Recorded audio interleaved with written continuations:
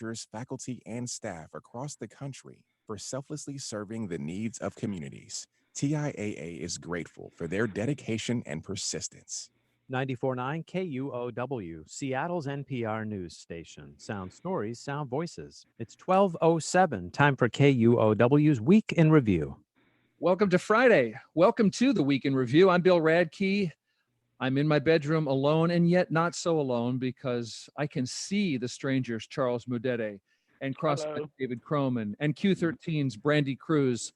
They're small, but they're so close to me. Hey, everybody. Hello. Thank you for crowding onto my laptop. And listeners can also be viewers right now because they can see us streaming this live at facebook.com/KUOW Public Radio or even on YouTube/user/KUOW 949. Shall we get into the news?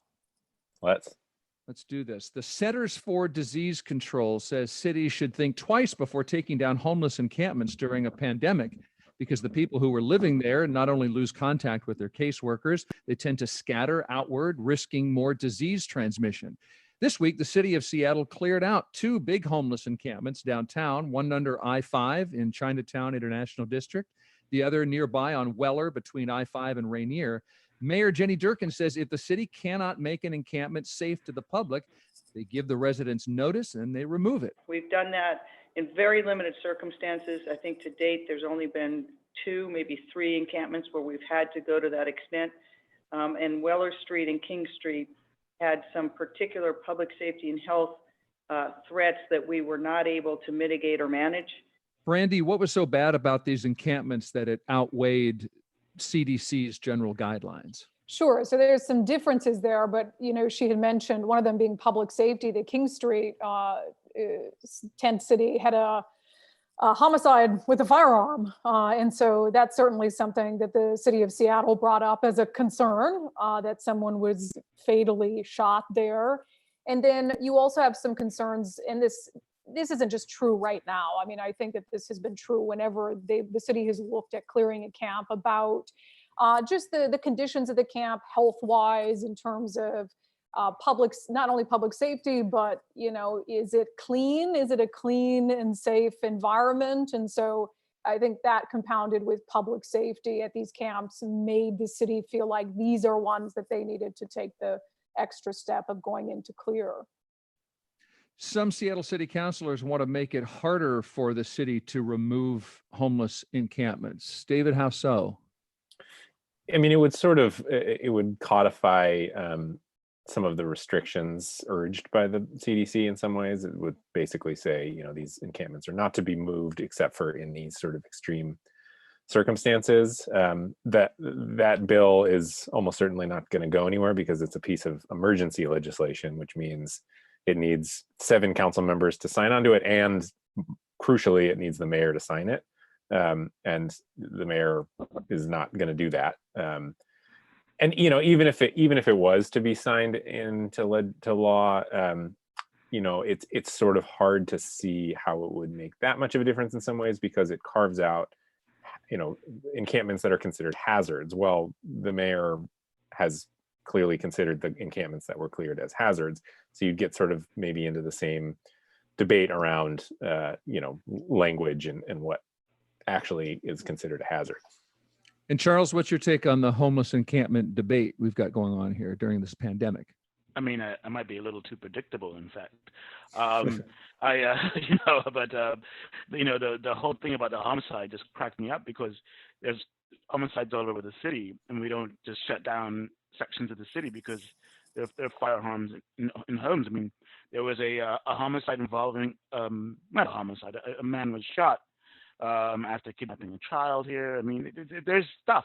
I mean, it happens. I mean, and so that's one point. But the other one is, I sort of agree with David. I mean, I think it's way too late. I think that if anything was supposed to be done that was going to be meaningful in the context of the pandemic, it had to be enacted way back in March.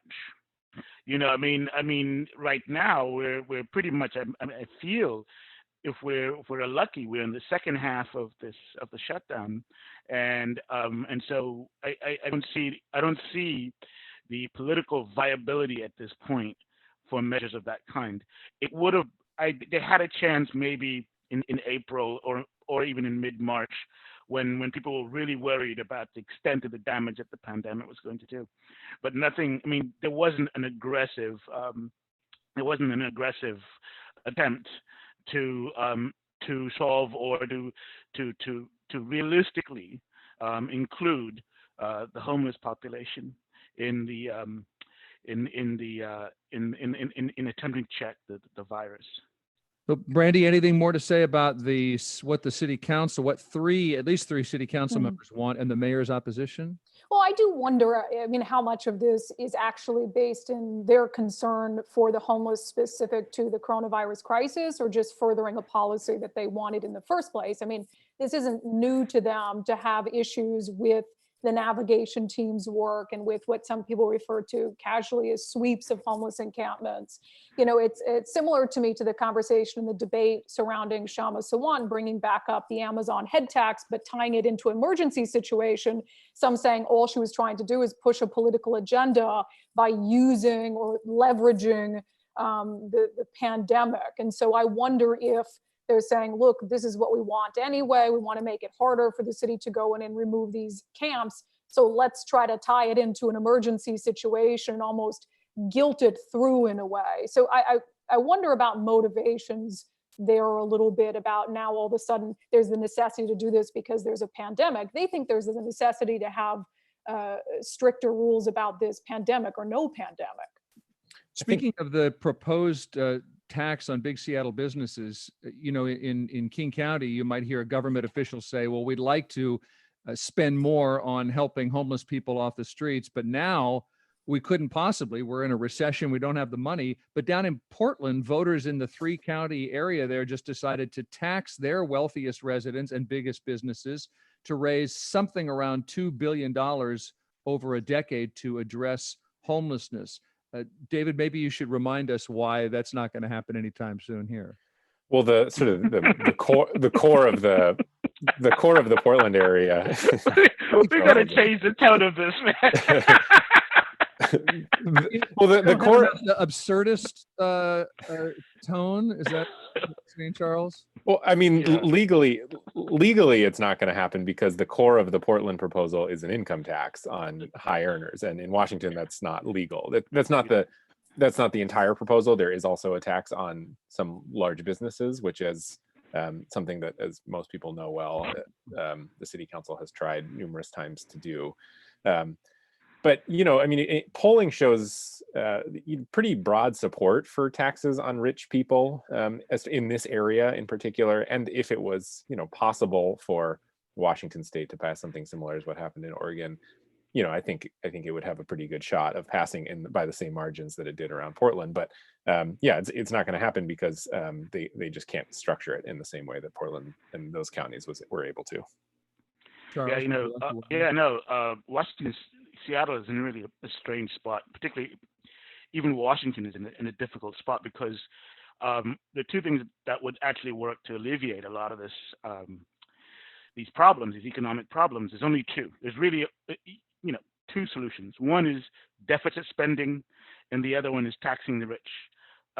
And right now, we have no access to either. I mean, constitutionally, we have to balance the books, right? And so we can't, I mean, by law, which is bizarre. So we, at a time when we can be borrowing cheap, when money is almost, running at negative interest rates, we can't do that.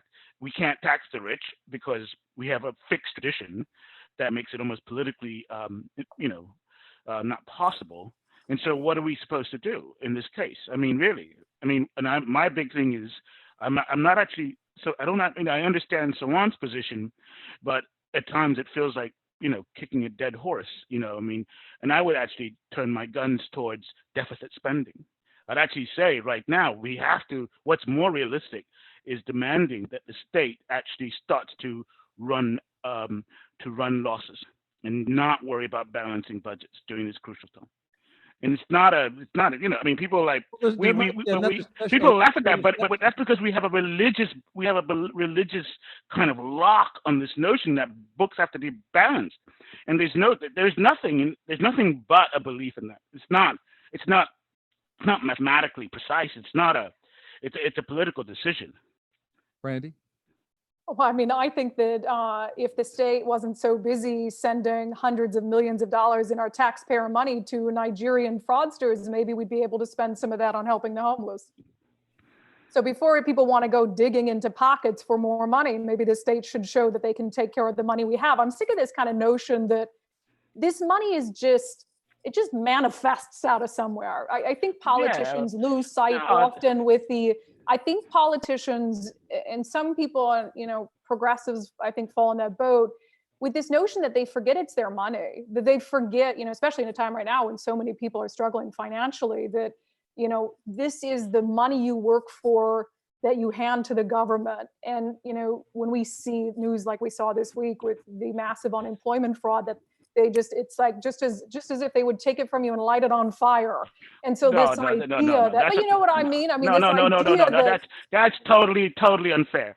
You know, nobody speaks like this, or nobody spoke like this back in 2008 when WAMU, one of the biggest banks in the States and one which had a huge footprint in our economy, downtown Seattle, was caught involved in all sorts of fraudulent, corrupt practices involving phony, bogus home loans. No one went to jail for it, right?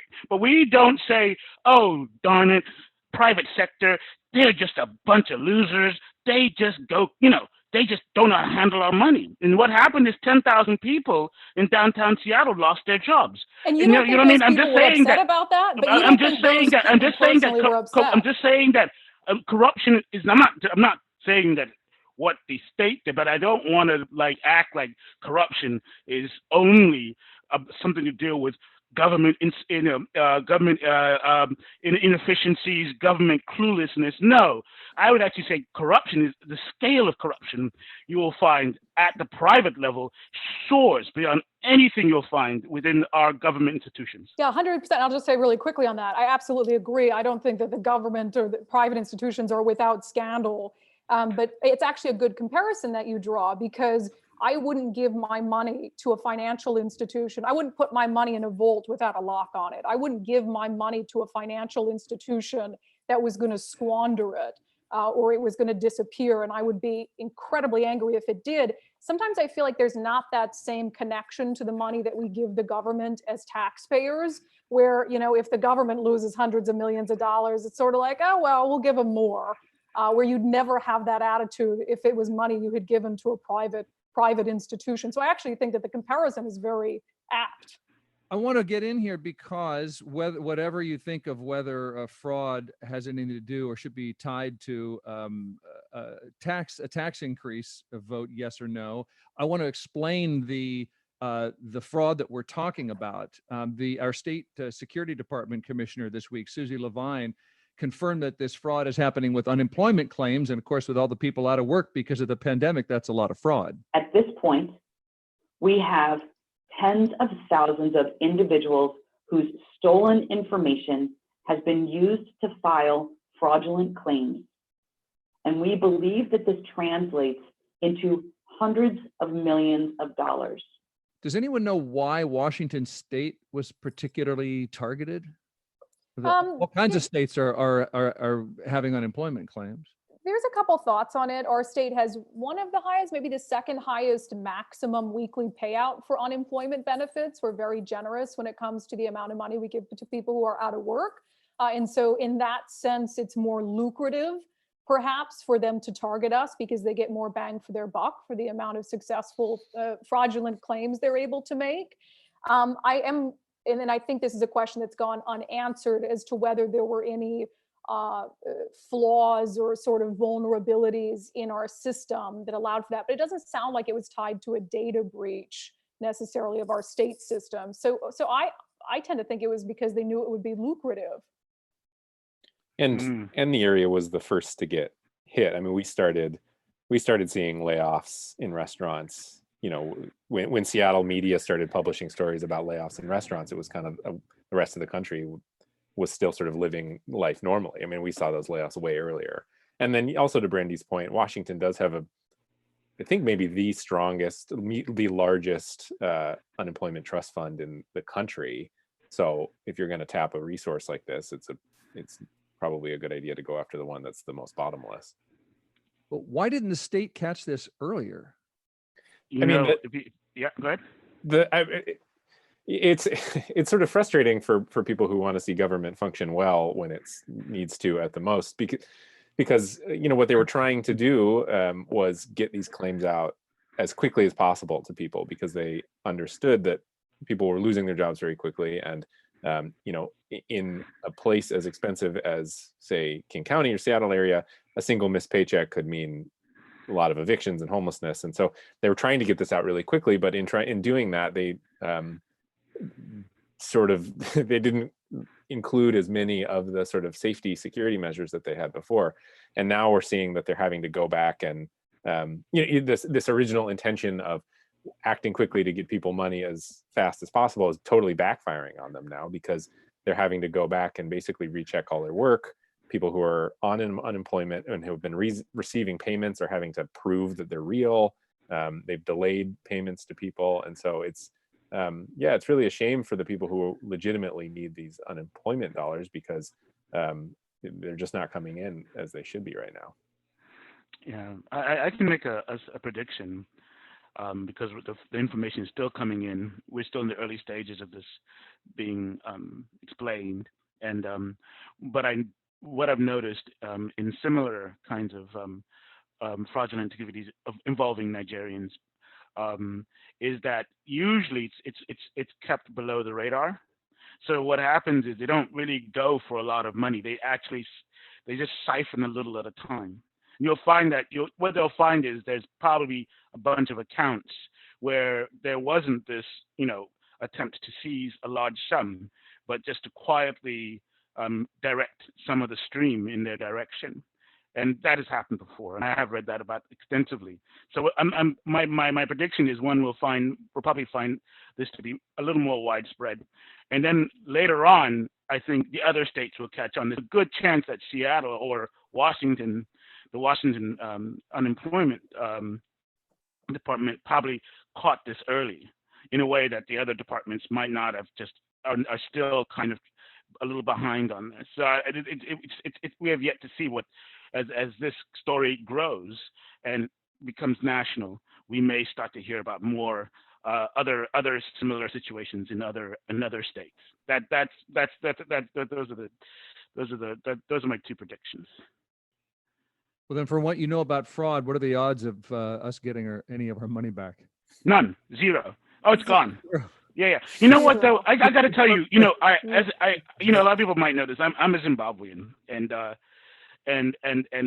come from the British, from the English speaking, the British part of the colonial experience, and which is similar to Nigeria. Nigerians were also a British colony, and what's really, I mean, most Zimbabweans, a lot of people don't know that Africans are different from different places. Like, we see other Africans completely as, you know, a whole other culture, right? We don't see ourselves as the same group or the same nation or even having the same tastes or culture and so on and so on.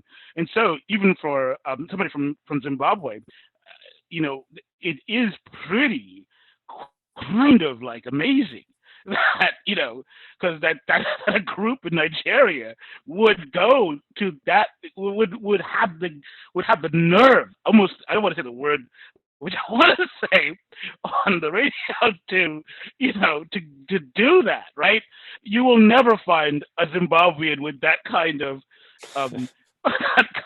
bravery. I mean, that's just the way. We're too timid. Like, there's no way you'd ever find a Zimbabwean behind the computer trying to run a scam with a major American, government department. Like, it seems like, wow, those people are really on another level. Like, yeah, whatever. Yeah, yes. Okay, well, what can people do then to, I guess, to prevent getting targeted or find out whether they've been targeted? This is interesting that a couple people on my staff brought up, is that what you should do is start, like, open up a file for yourself, even if you're not unemployed yet, because I think what's happening is there are lots of people out there who are still employed and so have no reason to kind of enter the system and don't realize that their name is being used right now as a fraud. But we have no idea the depths of this economic disaster, and so just because you're employed now is certainly no guarantee you will continue to be employed. So it's absolutely worth it to sort of open up a file for yourself right now, even if you're securely employed, just to see if maybe your name is already being used. Because if you get to the point where you really need it and then you have to jump through all these hoops to kind of clear up the fraud, it's going to be a lot more difficult. And I also recommend, and I do this myself because I'm terrified of this happening to me, is that, this one is, as David said, but the other one is to really go through your credit history and make sure that all of the cards that are open are really your cards, and all the activity attached to your Social Security number corresponds with your activity. But it's a real thing, and people really do steal your numbers, and they do abuse them. Take that seriously is what I'd say. All right, let's move on to what we're being told to do, what we're being begged to do, and what we're not allowed to do as of this week because of this pandemic, as the Week in Review continues. Stay tuned.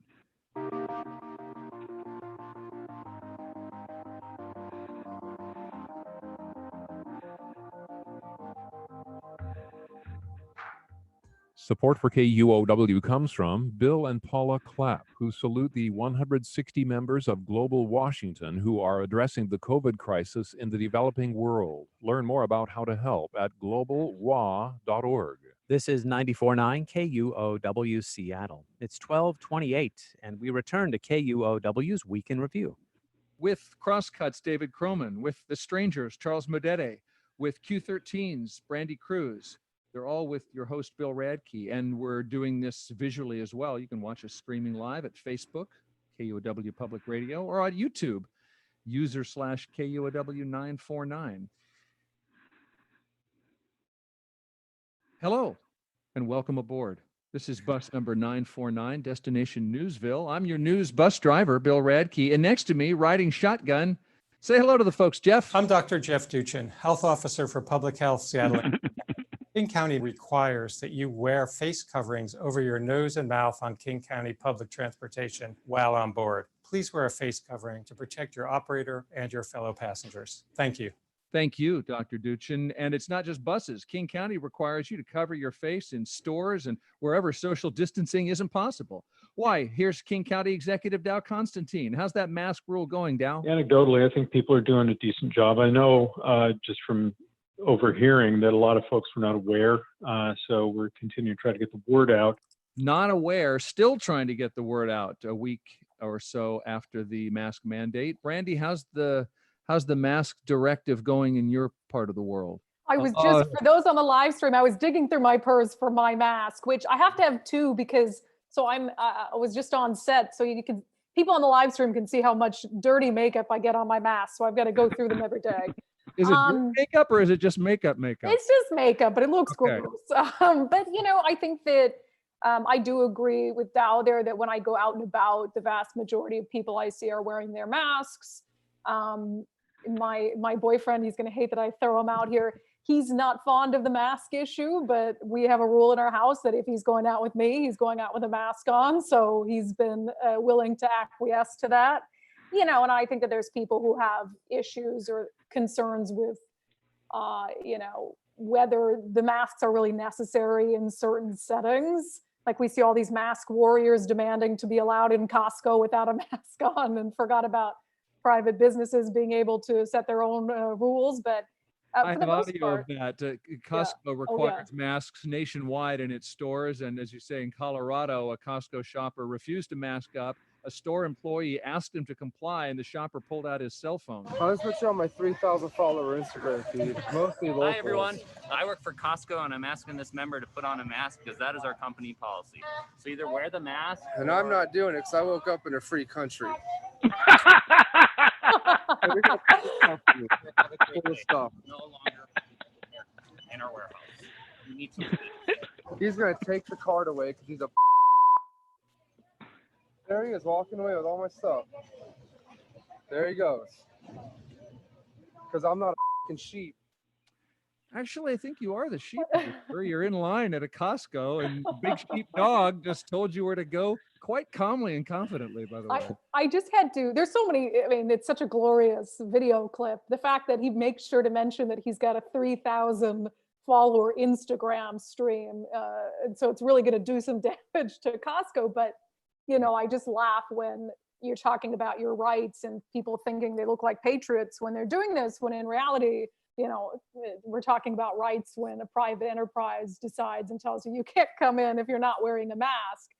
It was just so fascinating. You know, I posted a tweet about that, telling people, you know, don't go into a private business without a mask where you're supposed to have a mask, and take a video and post it thinking that it's going to make you look like a patriot, because it does the opposite. If you don't want to wear a mask and you have an issue with that, the best way to protest is with your pocketbook. If it bothers you that much, shop somewhere else. But at the end of the video, he kind of gives in. He's like, okay, because he wants his like toilet paper that's in the cart or something like that. So yeah.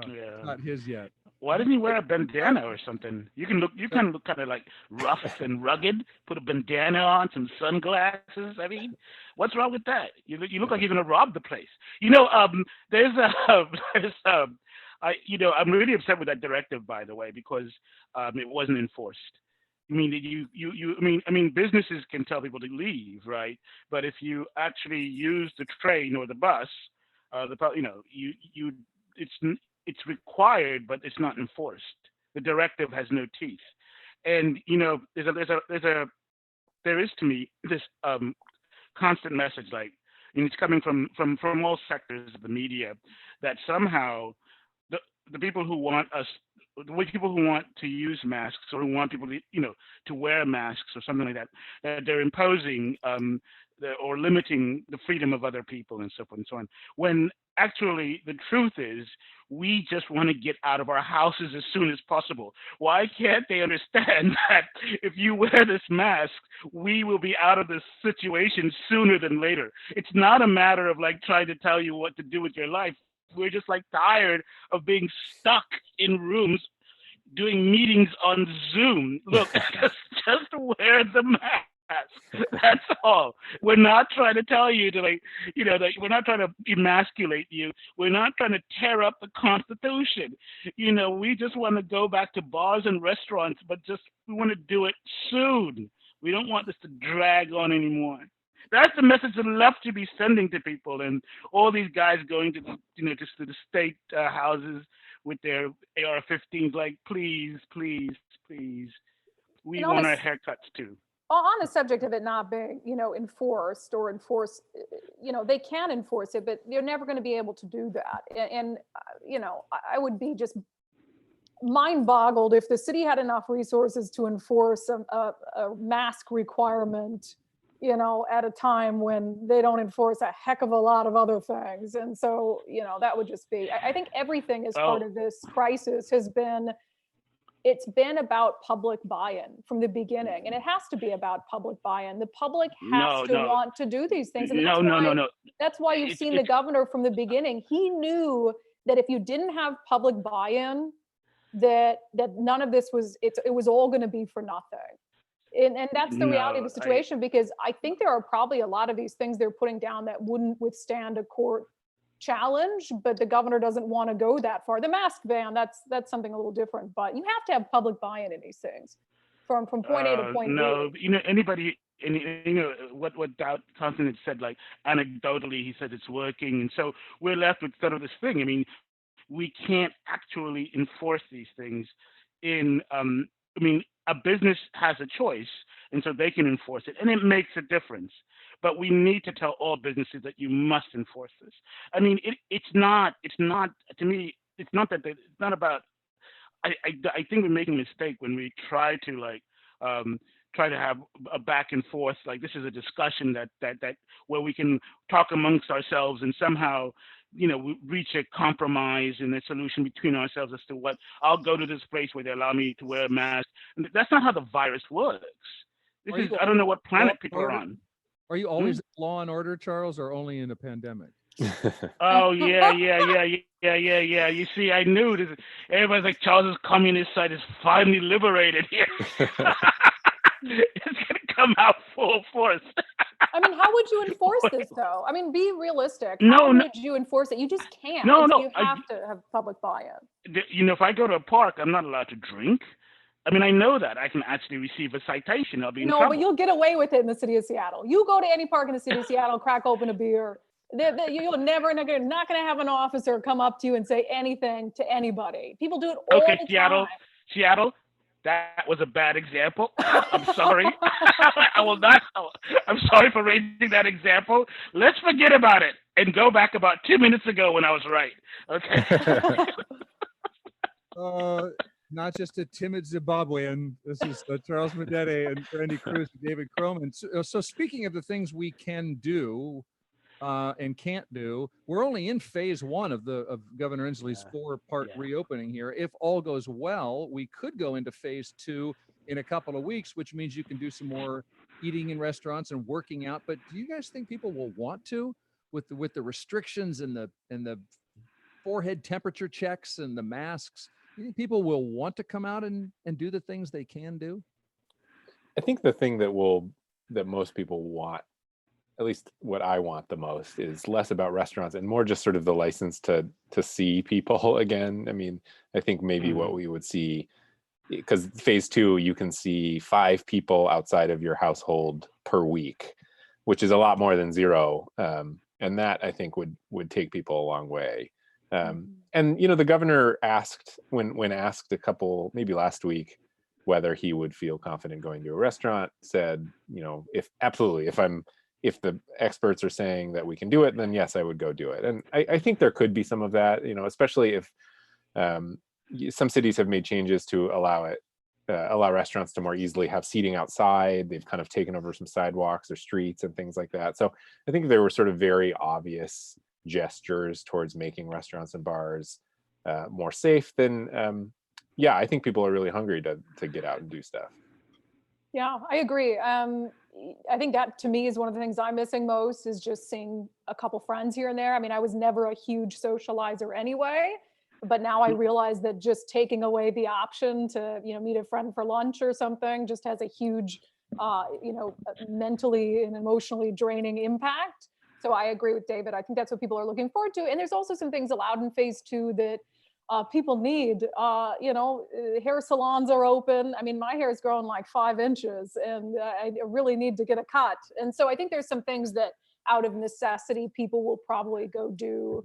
And we know what the restrictions are going to be. I mean, we've been talking about the fact that when these things open, it's not going to be anywhere close to what it was like pre-pandemic for a while. And so people have had, a month plus to really come to terms with, if I want to go back to a restaurant, you know, I'm going to wear a mask. I'm going to have to wear a mask when I go, and you're going to have to limit your thing. So hopefully people have read that and they're not surprised or disappointed when we get to phase 2 about the restrictions involved. Yeah. I actually think the phases 2, 3, and all that is a bunch of nonsense. You see, what you have to realize, and I'm not saying this just to be, I mean, I'm really honest, that we've been in our houses for so long that right now it seems like, okay, if we are just that close, if we just have, you know what I mean, if we're committed just to even one more month of this. I mean, I don't understand why we have to go and test the waters to make sure it's safe, and then suddenly it can be shut down. Like the cases could just suddenly explode. And I don't know why we have to go to that risk. And then it's going to be harder for us to go back in the houses if this resurges. I mean, why not do it until it's actually done? I really don't get this business of I've been in here for 2 months. What's the big difference at this point of doing a little bit more of what I've been doing already for months? What's going to be hard, and trust me, I want to be in a bar so badly. I miss my bars so badly. What is so bad? What is so wrong about pushing this until the job is properly done, until everything is actually in order, and it's really safe for us to go outside? I mean, when we're not that far from it, so I don't get why we have to again, Make sure, one, is it two? Okay, maybe no. Let's just get rid of it. The only solution we have right now to COVID-19, the only actual solution. You can't say we're not going to get it. We're not going to get a cure. We're not going to get a vaccine anytime soon. From what I judge, many Americans may not even use the vaccine because they're going to be, 25% are said to be not interested in using it. So the only effective way we have right now is what we're doing right now. There is no other way. There's nothing else out there. And it's hard to tell people, like, I wish there was, but there is nothing else that has worked effectively. Look at the numbers. We're coming down in King County. We had about 28 new cases yesterday. That is an incredible low. Let's go to zero at this point. Let's just push it all down to a grinding halt. Why should we? That's all. That's all. What say you? I mean, a grinding halt. I know that people don't think the conversation is PC, and that's fine. But, and I spoke about this on my show the other week, having been poor to the point of hunger, poor to the point of worrying that my family was going to get removed from our home many times growing up, to treat the economic situation that people are going through as if it's, not a huge deal sometimes. And, to think about extending this for another month without allowing any businesses to open, you're talking about complete economic ruin for so many families. And what the governor is trying to do, and I just talked to him about this yesterday, is, let a few businesses open, see what impact that has. And if it's not having a huge surge on cases, why not move forward and let more businesses open? And test the waters there and, see if it's having an impact. And so, just this sort of nonchalant, like, well, people can stay closed for another month. I do care about people losing their lives. Of course, I'm going to show you that losing their lives. I'm going to show you I'm not a commie. I'm going to quote from Bill Gates. No, Bill Gates actually brought a really his sort of paper about the steps we have to take right now to deal with the pandemic, I thought was really strong. And one point he made in there, and everybody has to go and revisit it and see it, and he's completely correct about this, is the economy closed itself. We keep acting as if we have closed the economy, as if the laws and so forth and so on shut it down, but the economy was already winding down. And that, the fear of infection was enough to bring that. And in fact, if some people say like, oh no, that's not true. But if you look at what happened in Florida, they found by using smartphone data, that actually the reason why the cases didn't explode is that people actually stopped going out. Right, and that was a big revelation that the economy just shut itself down anyway. So you're not going to get the economy that's going to bring back the kind of prosperity or the kind of jobs, the widespread jobs we had 3 months ago. And so why not just commit to finishing the job and then really reopening the economy? That's my argument. But what if we get a month from now and the cases aren't at zero? I mean, how long are you willing to shutter the economy? And I do agree that people proactively started realizing fewer people were coming in. Some businesses closed their doors before it was mandated, but that was then and this is now. And I would venture to guess that if the governor lifted restrictions on businesses, you'd have a lot of businesses ready to reopen and folks ready to come back in. The struggle though is if you do open up things too early and then you have a rebound, then that's going to be worse for the economy in the long run.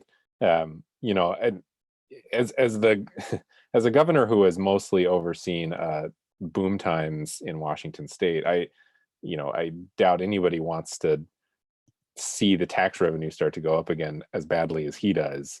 But yeah, the risk is if you start letting people go out and you see that resurgence, it's gonna not only shut down the economy again, it's gonna kill any confidence about future efforts that social distancing can work in the long term. So what's the problem then with doing this phased in approach? A few businesses here, a few businesses there, open the economy slowly, because like the governor told me yesterday when we spoke, if you notice an uptick, then you can backtrack. You cannot go to the next phase. You can have a pause and a reset until things calm back down. But you know, if we did shut down for an extra month and then bang, everything's open up at once, what's to say that then we wouldn't have shut down for an extra month? And then at the end of that month, everybody comes out at once and we see a resurgence then. I'd have to say that is there's a thing when you're dealing with like a future you do know and a future you don't know. You're presenting future we cannot quite exactly know. The future we do know is the one that says if we stick with these policies, they seem to have worked in Korea, South Korea. I'll not mention China, but in South Korea, they seem to have been effective, and also in Singapore as well. And so, to me, it can actually work if, again, as they said again and again, there is no real mystery around here. And I think that, we had the testing there, as I said before. Everybody keeps saying it, the testing and continuing quarantines, and checking for temperatures. If there was all of that was in place, yes, it would work. It seems to work so far in these other places.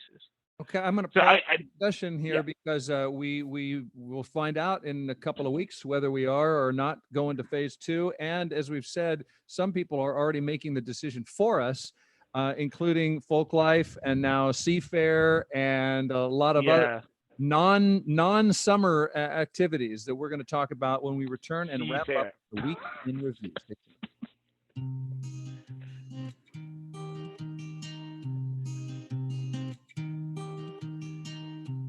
94.9 KUOW Seattle. It's 12:48.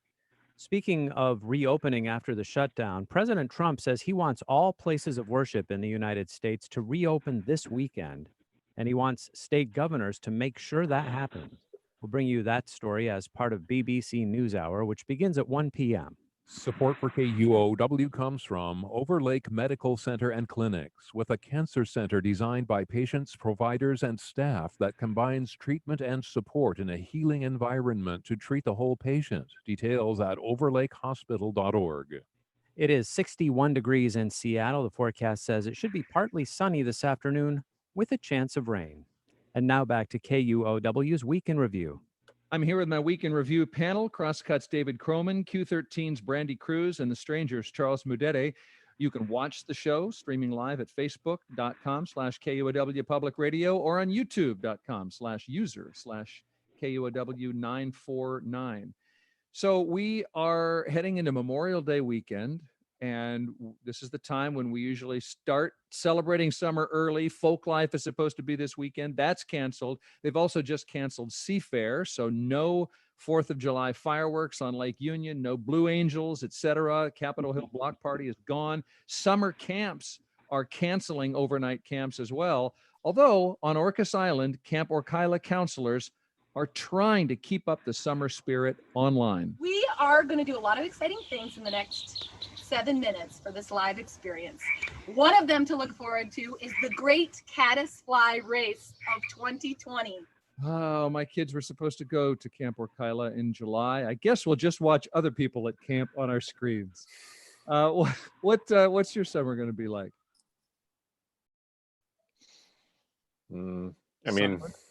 I think the summer will be a summer of like just smallness. You will have a small community, spend time with your close friends, maybe your family, if we're allowed it. But you're probably not going to meet a lot of new people necessarily. We're not going to really have community events. So hopefully maybe it'll be the summer of just barbecues at the park. Mm-hmm. Well, Seattle Public Schools is opening summer school up to everyone, not just kids who are behind. So maybe I'll tell my kids instead of summer camp, they're getting online summer school. Can I join summer school? Let's do it. Yeah, Frank, I'm going to what be about doing. So I'm going to be doing some fishing. It's the Minnesota in me, so something that we enjoy doing. And I live in the country now. I moved out of Seattle not too long ago, and so I'm out in my natural habitat. There are a couple things I'm pretty bummed about. I'm bummed about Pride Fest. I'm bummed about Block Party. Those are two things that have become sort of annual traditions with my friend group. And my friends have this big 4th of July show with private fireworks every year. So I'm bummed about that too. But yeah, I agree with David. I think small things, get some work done around the house, I turned 32 this summer, so I'm wondering what my birthday is going to be look like. I'm already in the biggest first world problem worrying about my birthday party. So You know, all these kids' birthday parties that involve their friends, parents driving by and throwing candy out the window at them. And we're talking about, oh, what a sad replacement it is for an actual birthday party. I'm the middle of 9 children, and that was my actual birthday party. Is that my mom would open it? I have my birthday's in August, so my mom in Nebraska would open up the kitchen window and throw candies onto the unmowed grass for me and my friends to run around and scramble. I know I sound like the 4 Yorkshiremen, like we had it tough, but it's not that bad. If somebody wants to throw the little bottles of alcohol out their door at the house, I accept. Yeah, and they don't roll uniformly, those little bottles of alcohol, so you never knew where they were going to bounce. That was part of the fun. Carl, what about you? Oh, me. I've written off the whole year. I've treated this 2020 like a car wreck. I'm just stepping from it, and I'm going to wait for the next car to come along. That's how I'm treating this year. I have no plans at all. I have a little space at the back of my house. Doing a lot of CBD, reading, listening to music. This is a state where CBD and marijuana is legal. I mean, this is a good thing. I mean, I don't know I can wait. I mean, I'll wake up, 2021, I'm ready to go. Okay. What we got? But as for now, you got it. Yeah, I've checked out. All right. I had already planned to take the summer off this year, my first summer off since 1981, and then everything closed. So, and summer camp is canceled. Everything else is. So we're pondering in July. I think we'll be allowed to do it by then, getting in the minivan and driving to see cousins in Iowa. But it just means eating only at drive-throughs and sleeping only in the tent. And do they sell catheters in family packs?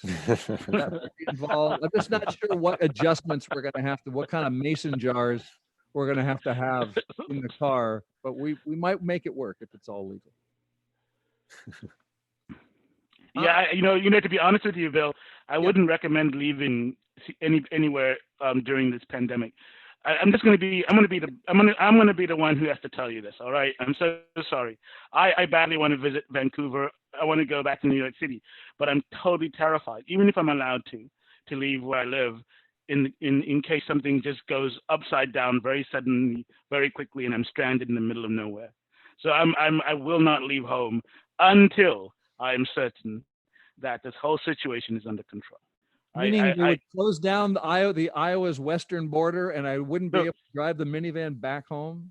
I just recommend watching Contagion. That's all. The movie. Oh, by the way, speaking of which, my movie Police Beat is right now screening on the Strangers website. If anybody wants to see a movie tonight, it's available. So I did that. I'm sorry. I'm going to take advantage of the situation. Hey, Charles, I wanted to, since we're about out of time, I just wanted to touch on something that the Stranger covered. We try to find things that make us smile through the viral haze. And normally when I want to be entertained and scandalized, I would not seek out a municipality's Twitter feed. But Phyllis, something has happened to the Twitter account of Kent, Washington. When you're done seeing Charles Medetti's Police Beat, you can go over to the Kent Twitter account. What's going on? Yeah, there's a lot of crazy stuff going in there, and I think Jasmine at our paper covered it, but also Erica Barnett also has been writing about the person behind this account. It's not a they didn't return our calls, and so we did not know who it is, but Erica Barnett does, and his name is Bailey Stober, who was apparently the chairman of the King County Democrats, and he resigned back in 2018. So there's that background. So if you want to go and check out the website, because it's nuts, and read what Jasmine had to write about it on Slog, and then go and check out Erica Barnett's background, and you sort of can put it all together. It's crazy. He was city Kent attacking throwaway. Oh man, it's nuts. Yeah. Feuds with Tukwila and Nuggy memes and just like what's happening in Kent. Thank you. It's a pandemic era kind of thing. I think when cultural study people like look back at our moment, they'll be looking at those artifacts and saying, "Holy moly!" People were kind of losing their bolts. Anything else making you guys happy, Brandy or David? Well, we were talking about. Happy. Oh, go ahead, David. We were talking about where we were going to go. I was going to go. I had a plan to go on a canoe trip this summer, and I feel like maybe I could still technically do that because I wouldn't be interacting with anybody. But the idea of like losing all communication for 2 weeks and then coming back sounds like really terrifying. I read all those stories about. You wouldn't be able to read endless news reports about pandemic, and that's a bad thing. Well, it would be sort of nice, but then there was all those stories about the people who were like backpacking for a month and then came out and everything had been shut down, and I don't know. It's like a little terrifying to lose touch for 2 weeks. What happens? Bill, listen to what David is saying. I'm feeling him. This horrible thing is going on, and you're asking me to cling to it and just stay steeped in it as much as possible. I'm surprised. You are in news. What's that? You are in news. So when you take the summer off, you can be not in news for a summer. I'll let you know what it's like. Detaching. All right, team. Shall we send you out into a Memorial Day weekend of strange absences? Would love it. Yeah. And in Seattle, I'm sorry about the boat races on Lake Washington. What are they called? Oh, Seafair. Sorry. Hydroplanes. Yeah. Hydroplanes. I remember seeing those when I was a boy back in the 1970s. They really are a part of Seattle, and it's kind of shocking. Even I, find it kind of like, wow, that's how bad the pandemic is. The Seafair. I mean, this is a moment of reckoning for our city. Like, whoa, this year will not be forgotten. Yeah. Very quiet reckoning. Brandy Cruz from Q13, David Croman from Crosscut, Charles Medede from The Stranger. It's always great to see you, even in a little box on my laptop. Thanks for coming. Good to see you. All right. Bye. Bye-bye. Thanks for tuning in to the Week in Review. I'm Bill Radke. The show is produced by Sarah Leibovitz, and we got streaming help from Juan Pablo Chiquiza, Teo Popescu, and I'm so glad you came along. I hope you'll join us on Tuesday, not a Memorial Day, but a Tuesday edition of The Record. Have a great weekend.